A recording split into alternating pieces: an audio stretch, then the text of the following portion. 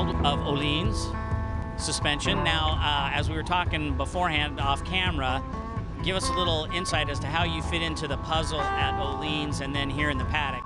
Yeah, I'm actually a road race manager for Ohlins USA. I've got a team of technicians working with me and for me, and we've taken them and brought them out of the dungeons and basements of Ohlins, of them putting together BMW shocks and everything else. And now they are working with the club racers and the professional racers, and we're sharing information worldwide, and then we're distributing amongst club racers and professionals alike. And here in the paddock, you were saying you're assigned to M4 and the Geico team are the ones that are your main responsibility when you're here at the AMA. That's true. My main responsibility is with Monster M4 and the Geico team and the many riders that they have on the team, and take care of all the suspension bits, try to give them a little advice when I can, and then I also bring the information from worldwide support into this team. And then today, this weekend, we have 3 of our other techs that have come on board because we've been asked for some other support from some other teams. So we have Eric Knight's been working with the Riders Discount with Curtis Roberts. Brad Stokes has been fortunate enough to work with the Buell team with Jeff May. And then Matthew Hickson, our youngest technician, he's been working with Richard Stamboli in the Attack Cycle World Suzuki project. I've seen you over the years since we've been doing this, since 2006, at a lot of club race events. I was saying before we went on camera, you are iconic in terms of suspension, certainly for sure, if not across the nation here on the East Coast.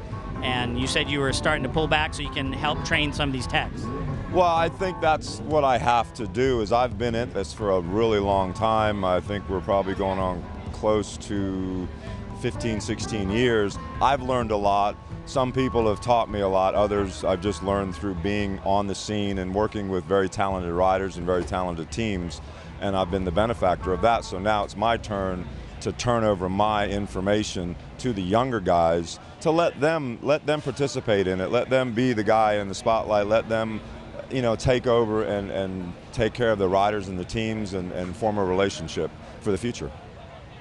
All right, last item is your nickname, Thermos Man. That's how everybody knows you. That's how they know you, probably in the press, probably on magazines and all that.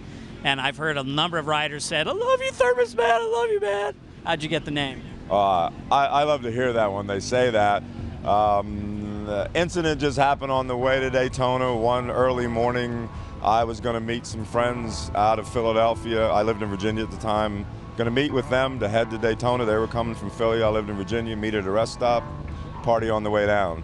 Unfortunately, got a little interrupted as I made a stop at my favorite convenience store to fill up my stainless steel thermos with coffee, because I was an avid coffee drinker and still am.